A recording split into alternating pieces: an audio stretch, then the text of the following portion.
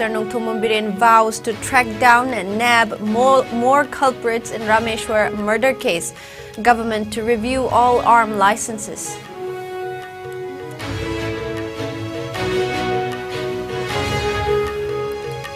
Two accused in Rameshwar murder case remanded to 13 days police custody till February 6 after being produced before court of Chief Judicial Magistrate CJM Thoubal.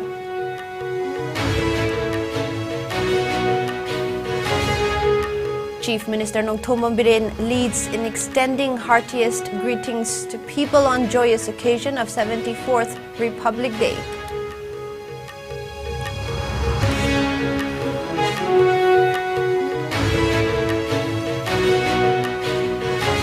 Three tableaus, including 17 from states, union territories, and 6 from ministries, departments, to roll down Kartavya path during Republic Day parade on January 26.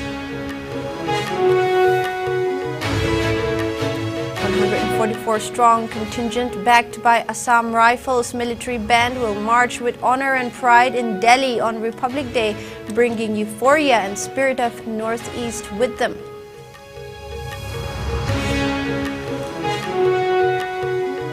And 13th National Voters' Day celebrated across country on theme Nothing Like Voting, I Vote for Sure. President Draupadi Murmu presents national awards for 2022.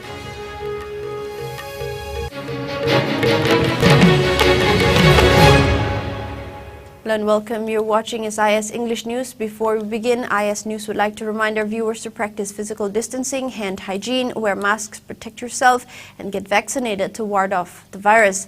Now the news in a bit more detail. Chief Minister Nongthombam Biren led the BJP members and workers in paying tributes to former convener of ex-servicemen cell, BJP Manipur Pradesh, Laishram Rameshwar. The BJP leader was shot dead by 2 persons in broad daylight near his residence at Thoubal Khetri Makhalikai in Thoubal district yesterday. A state-level condolence ceremony was held at the state BJP office at Nityai Pachotek in Imphal. Condemning the murder, Chief Minister N. Biren said that although the prime culprits involved in the murder have been arrested, the state government will not let the other culprits walk away scot-free. He vowed that all the culprits in the murder of the BJP leader will be awarded befitting punishment, adding that the state government is making efforts to arrest more culprits in the case. Responding to a media query, Chief Minister N. Biren said that the state cabinet will soon review all arm licenses and take necessary action. He expressed discontentment over the escalating cases of misuse of firearms in the state and urged the people to extend their support and cooperation to the government in preventing such unwanted accidents in the future. Works Minister K. Govindas, Mahut Minister Yumnam Khemchand, CAF and PD Minister L. Susindro, Textiles Minister Nemcha Kipgen, Health Minister Dr. R.K. Ranjan, Education Minister T.H. Basantakumar, BJP MLAs, officials and workers of BJP Manipur Pradesh were present at the ceremony. The lifeless body of the BJP leader was later taken to his birthplace at Thoubal Khetri Laikai for the last rites.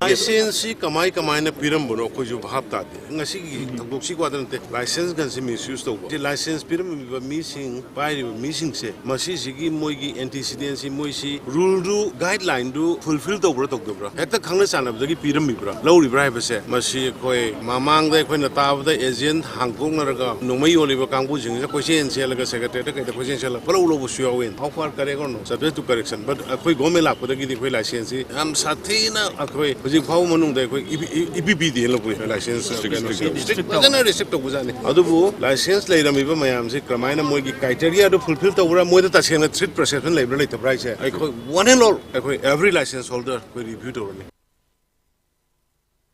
Laishram Rameshwar was finally laid to rest at his native village, Thoubal Khetri Makhalekai in Thoubal district today. The 54-year-old BJP leader was shot dead by unknown gunmen in the milieu at his residence yesterday. The body of Rameshwar, convener of ex-servicemen cell BJP Manipur Pradesh, was taken from Jennings morgue by his family. Local club members paid tribute to Rameshwar before performing the last rites.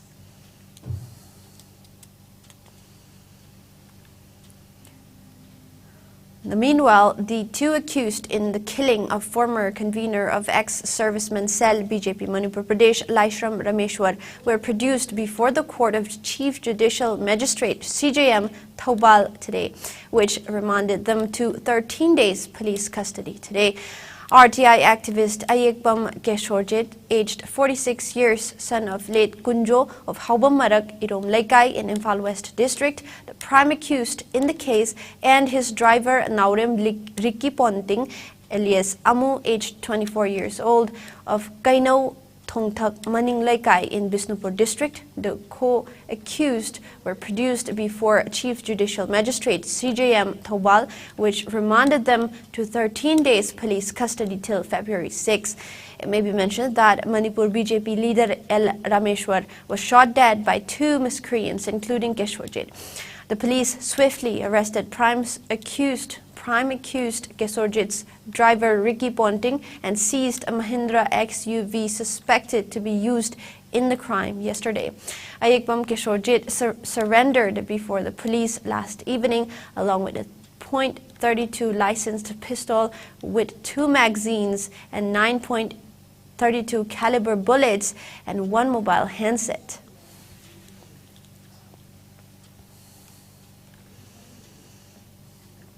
Chief Minister Nongthongman Biren has extended heartiest greetings to the people of Manipur on the joyous occasion of 74th Republic Day.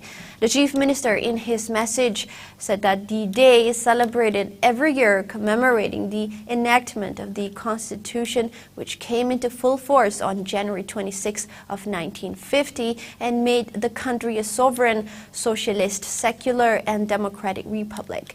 He urged the people to remember and pay homage to the visionary leaders in the Constituent Assembly. He further appealed to everyone to reaffirm their commitment and strive for making the nation greater and stronger. He also called upon the people of the state to rededicate themselves to work in unison to make Manipur a land of peace and prosperity. He further went on to say that the country is moving forward under the people-centric governance of Prime Minister Narendra Modi, adding that he is becoming a key leader in the world.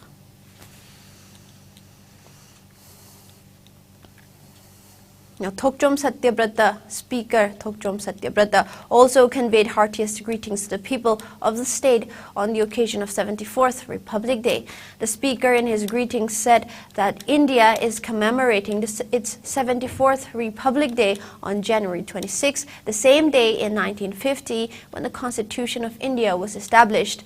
The Speaker said that it is a great day for the nation to celebrate its sovereign governance representing the people of India as a great democratic nation.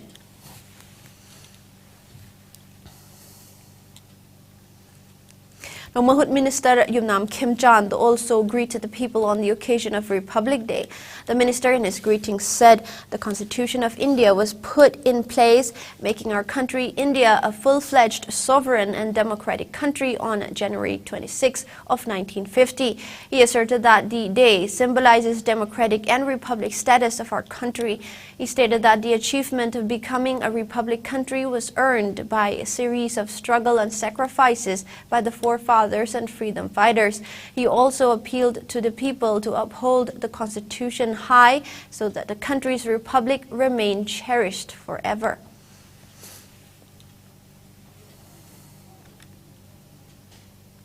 The stage is all set for the Republic Day Parade 2023. Draupadi Murmu will lead the nation in celebrating the 74th Republic Day from Kartavya Path in New Delhi. Egyptian President Abdel Fattah el-Sisi will also grace the parade.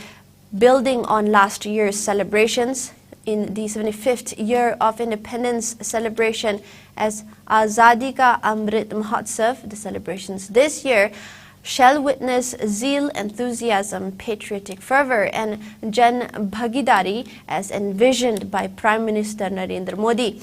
A total of 23 tableaus, including 17 from states and union territories and 6 from ministries and departments, will roll down the Kartavya path during the Republic Day parade on January 26, 2023. The parade will commence with the President taking the salute. Prime Minister Narendra Modi is also scheduled to visit the National War Memorial. He will lead the nation in paying solemn tributes to the fallen heroes by laying a wreath. The Republic Day Parade will be a unique mix of the country's military prowess and cultural diversity, depicting the country's growing indigenous capabilities, Nari Shakti, and emergence of a new India. Marching down the Kartavya path for the first time will be the combined band and marching contingent of the Egyptian Armed Forces, led by Colonel Muhammad Abdel Fattah el-Karasawi. As per tradition, the national flag will be unfurled, followed by the national anthem with a booming 21-gun salute. Another highlight of the parade this year will be Veterans Tableau with the theme Towards India's Amrit Kal with resolve of veterans' commitment. Cultural performances by 479 artists chosen through the nationwide Vande Bharatam dance competition will add color and groove to the Republic Day parade. The grand finale and the most eagerly awaited segment of the parade, the Fly Past, will witness a breathtaking air show by 45 aircraft of Indian Air Force, 1 from Indian Navy and 4 helicopters of Indian Army. Wide range of performances and other unique activities will also be held as part of the Republic Day celebrations this year.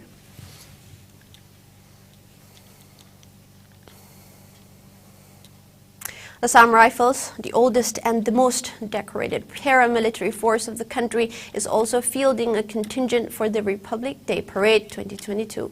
The 144-strong contingent backed by the Assam Rifles military band will march with honor and pride at the national capital on the Republic Day, bringing the euphoria and spirit of the Northeast with them. In a sui generis initiative, the Assam Rifles contingent participating in the parade will be a mixed contingent with equal number of riflemen and riflewomen, highlighting the credo of gender equality. The contingent will be led by Captain Akshay and will comprise of soldiers recruited from all over the country, thus strengthening the belief in unity in diversity. The marching contingent at the Kartavya path will not only signify the confidence of the men and women young in age, but also the socio-economic changes in the Northeast.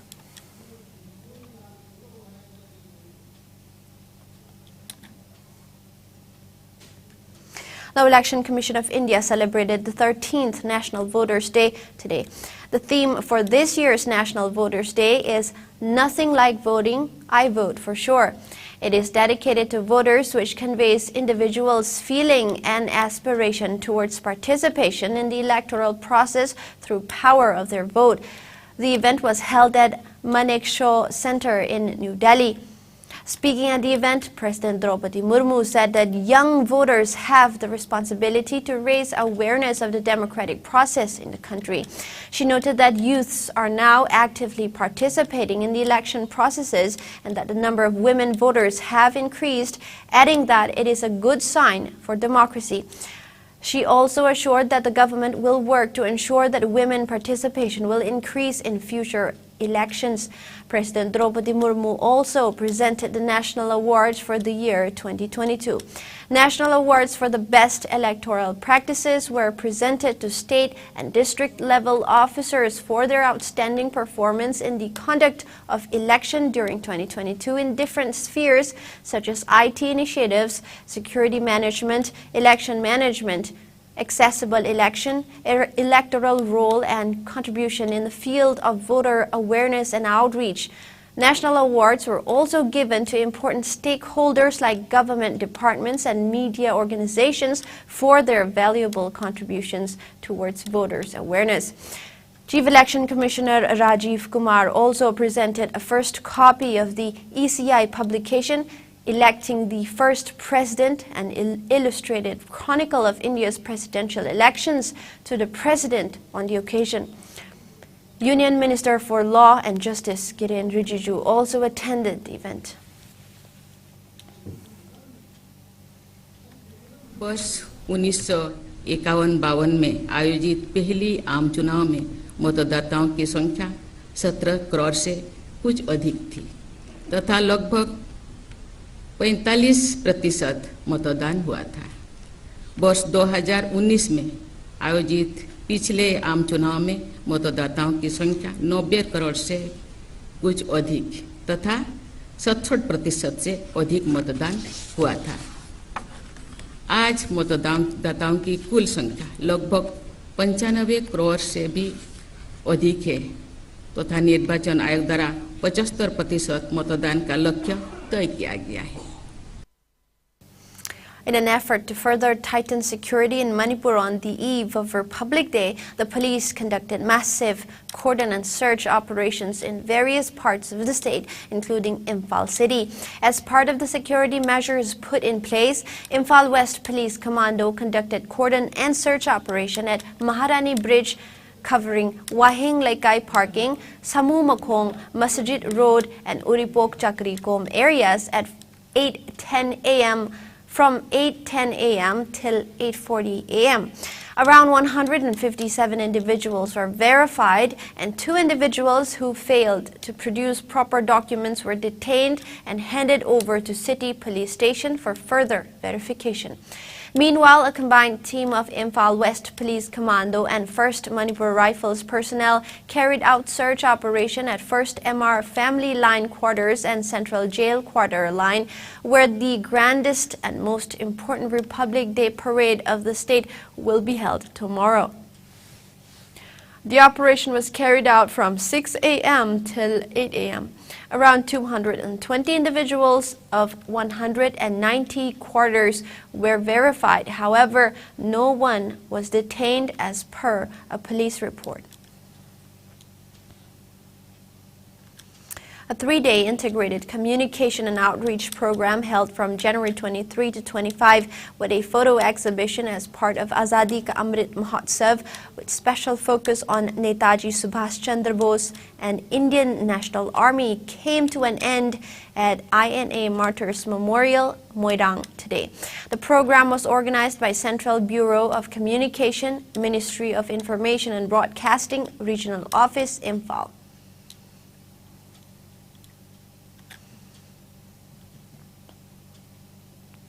In a bid to ease the plight facing the orange growers of Tamenglong District, a new association named Orange Growers Association Tamenglong None has been formed.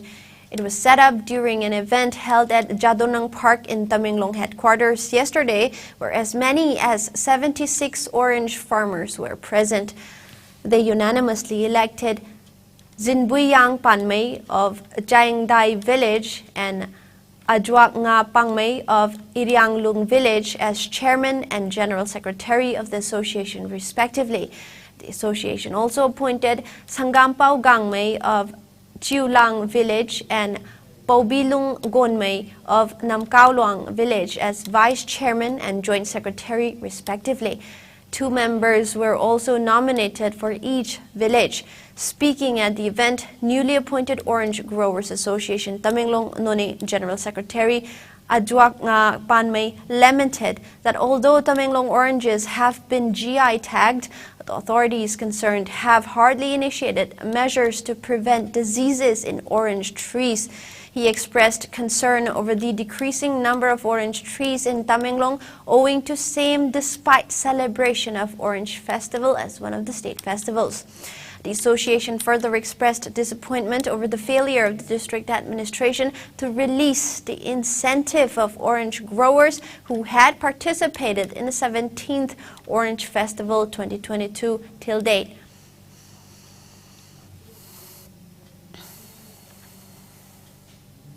Now, fertilizers were distributed at subsidized rates to farmers of Kangabok in Thoubal district today. The initiative was taken by Universal Farmers Organization, Kangabok, Thoubal district. The event was held at Kangabok Part 3, Lamlong Tangka Laikai Community Hall. The distribution program will continue for 5 days. Arbuscular mycorrhiza fungi, AMF, biofertilizer, mukta powder were also distributed to the farmers. Secretary of Universal Farmers Organization Kangabok thanked Agriculture Minister, Director Agriculture Sanjen Thong, District Agriculture Officer Thoubal, staff and Kangabok MLA for ensuring sufficient availability of fertilizers to the farmers of the area. Rabium the pre-Kharif ko ke damat da Agriculture Department na RPP rapodi dama Director Agriculture Sanjen Thong, District Agriculture Thoubal amadi staff singbo hangrap phongdok seri masig loina na 35 khangok ACB MLA Agri Minister amadi Manipur lenga ko thagatba phongdok sabog loina na. Now, fears over the impact of the new Omicron subvariant BF7 variant has risen in the country after several cases were detected in various countries. In view of the threat posed by the Omicron COVID-19 variant, the Union Ministry of Health and Family Welfare has advised people to wear a proper mask, maintain social distancing at public places, and take both the doses of COVID vaccine to ward off the virus. Meanwhile, COVID-19 cases in India are increasing with a slight margin. India reported just 102 new COVID-19 cases in the last 24 hours. The new infections took the country's total caseload to over 4.46 crore, while active coronavirus caseload has dropped to 1,922. As per the Ministry of Health and Family Welfare, the death toll stands at 5,30,737, with just no new deaths. Meanwhile, the number of people who have recuperated from the disease has gone up to 4,41,49,547, with 111 recoveries in the last 24 hours. The country's recovery rate stands at 98.81%. Over 220.32 crore vaccine doses have been administered so far under the nationwide vaccination drive. Now, top 3 states contributing maximum number of COVID-19 cases to India's tally are Maharashtra, Kerala and Karnataka. Meanwhile, in the northeast India, Assam has the highest number of active cases, followed by Mizoram and Meghalaya. Now, COVID-19 has infected over 67 crore 38 lakh people, while more than 67 lakh 50,000 have succumbed to the dreaded coronavirus, and recoveries are above 64 crore 58 lakh.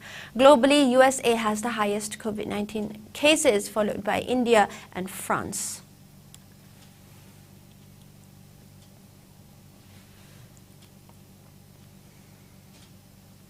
It is time for a short break. Don't go anywhere. We'll be right back. Go Aviator Academy, a complete platform for aviation aspirants, inspired by experienced professionals.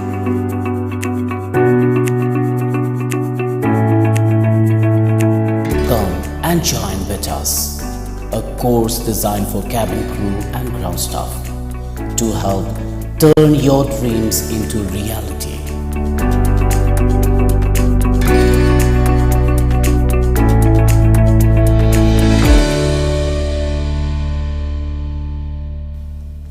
Welcome back.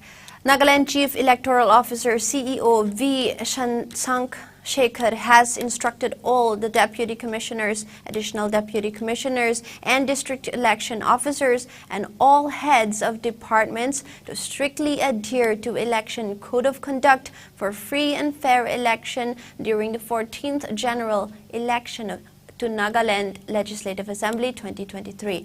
The CEO apprised all political parties, candidates, or any other person connected with the election, including ministries, MLAs, personnel secretary, personal assistant to ministers, advisors, and MLAs not to misuse official vehicles for campaign, electioneering or election-related travel during election as per instructions or guidelines of the Election Commission of India, ECI. The CEO also directed all the district administrations to keep a close watch to find out if any official vehicle belonging to any authority specified in the preceding para is being used for electioneering purposes.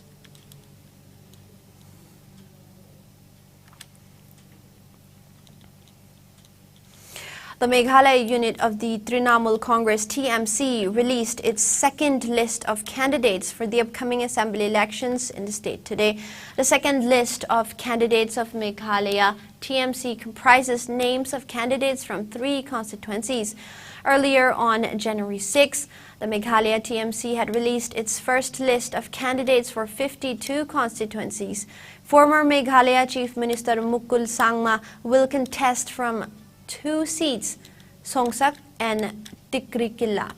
Mukul Sangma's wife, Dikanchi D. Shira, will contest from Mahendraganj, his daughter, Miani D. Shira, from Ampati, and his younger brother, Zenith Sangma, from Rongsakona. Meghalaya TMC President Charles Pingrop will contest from Nongthaimai constituency, while party vice president and sitting MLA George B. Lingdo will contest from Umroi.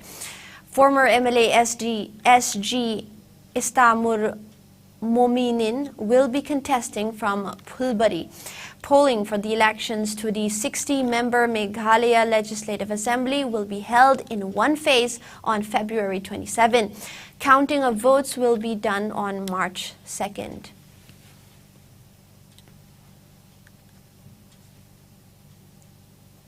Meanwhile, political temperature continues to rise in poll-bound Tripura.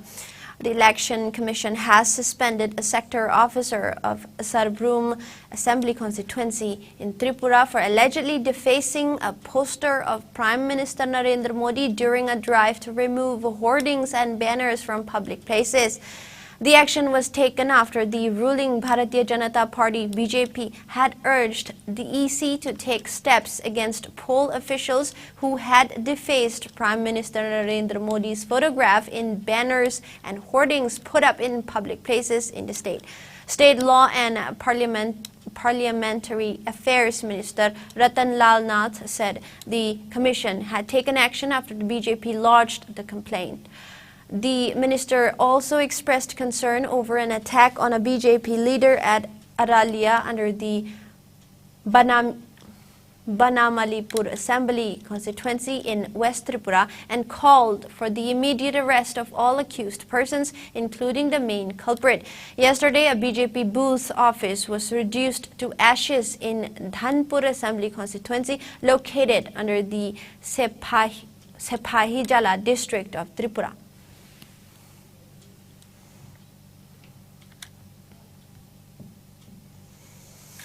India and Egypt have decided to elevate their ties to the level of strategic partnership, with Prime Minister Narendra Modi visiting Egyptian President Abdel Fattah el-Sisi, vowing to expand ties in areas of defense and security, trade and counter-terror cooperation. After his wide-ranging talks with Sisi, Modi said the two sides were unanimous in their view that terrorism is the most serious security threat to humanity and that they agreed that concrete measures are needed to end cross-border terrorism. The two sides inked 5 agreements providing for cooperation in areas of culture, IT, cybersecurity, youth matters, and broadcasting. In his media statement in the presence of Sisi, Modi also said that both sides have decided to take the bilateral trade to $12 billion in the next 5 years. Modi said decisions have been taken to further strengthen cooperation between the defense industries of the two countries and to increase the exchange of counter-terror-related information and intelligence. In his remarks, Sisi said there was a discussion on boosting connectivity between the two countries. The Egyptian president also echoed Modi's views on terrorism and said united efforts are required to deal with the menace. The 68-year-old influential Arab leader, who arrived on a 3-day visit to the state, will grace the Republic Day celebrations tomorrow.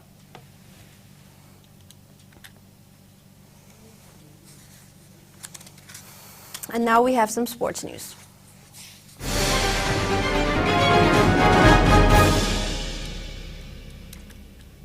Now, Napsa Kha Imphal thrashed YPHU Lalambung by a whopping 252 runs in a match of the ongoing 7th MNCA Plate tournament. In the match played at Luang Pokpa Cricket Ground today, Napsa Kha Imphal opted to bat first. In the first innings, the team made 309 runs for 40 overs with 5 wickets down, while in the second innings, YPHU Lalambung opted to bat first, making 57 runs for 20 overs in 4 balls with all wickets down and lost the match. Napsa Kha Imphal's player Laishram Electronic bagged Man of the Match title. While in a match played at Model Higher Secondary and Oriental College Ground today, NCA Ningthokong beat IBSA Yumnam Laikai by 51 runs.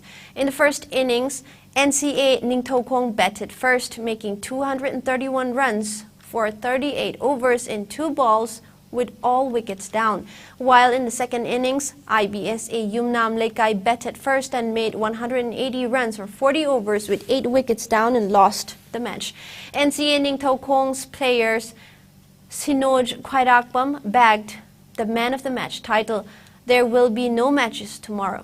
Altogether, 16 teams subdivided into 2 groups are participating in the tournament organized by Manipur Cricket Association since December 18.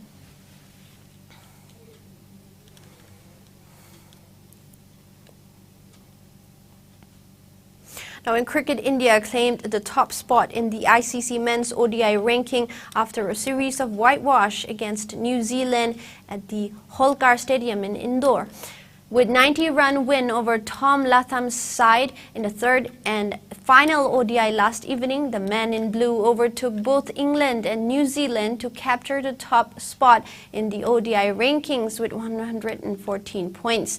Chasing a target of 386 runs, New Zealand were all out 295 in 41.2 overs. Devon Conway with 138 off 100 balls and Henry Nichols with 42 runs from 40 deliveries made valuable contributions for the Kiwis. Earlier put into bat, the hosts scored 385 for 9 in 50 overs. Skipper Rohit Sharma scored his first ODI century in 3 years, making 101 runs off 85 balls. Subham Gill continued his explosive run, smashing 112 runs in 78 balls. The two put up a belligerent 212 runs opening stand. India secured a comprehensive 8-wicket win in the second ODI in Raipur. The hosts also won the first one-dayer by 12 runs in Hyderabad. Next, the two teams will play 3 20 matches. The first match will be played in Ranchi on January 27.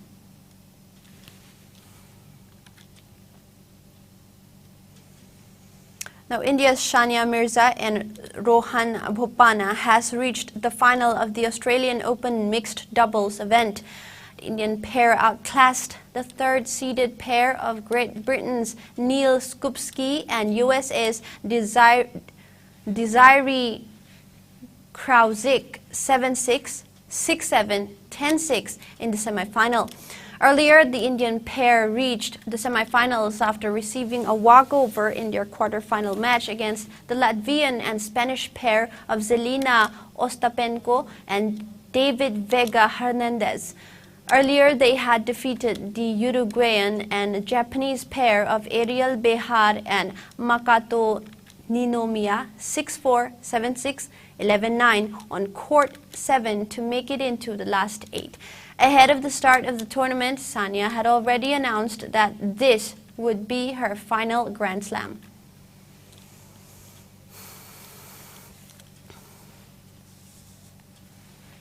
Now, before we wrap up the headlines once again.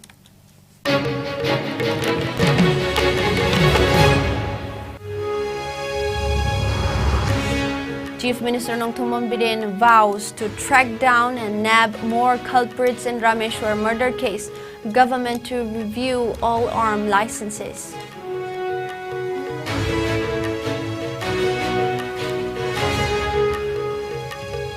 Two accused in Rameshwar murder case remanded to 13 days police custody till February 6 after being produced before court of Chief Judicial Magistrate CJM Thawal.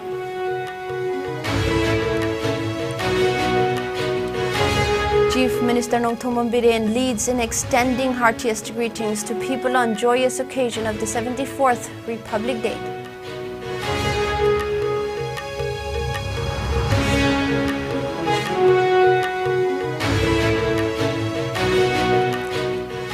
Three tableaus, including 17 from states, union territories, and 6 from ministries, departments to roll down Kartavya Pass during Republic Day parade on January 26. 144-strong contingent backed by Assam Rifles military band will march with honor and pride in Delhi on Republic Day, bringing euphoria and spirit of Northeast with them.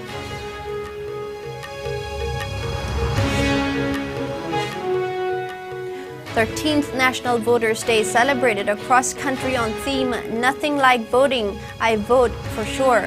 President Draupadi Murmu presents national awards for 2022.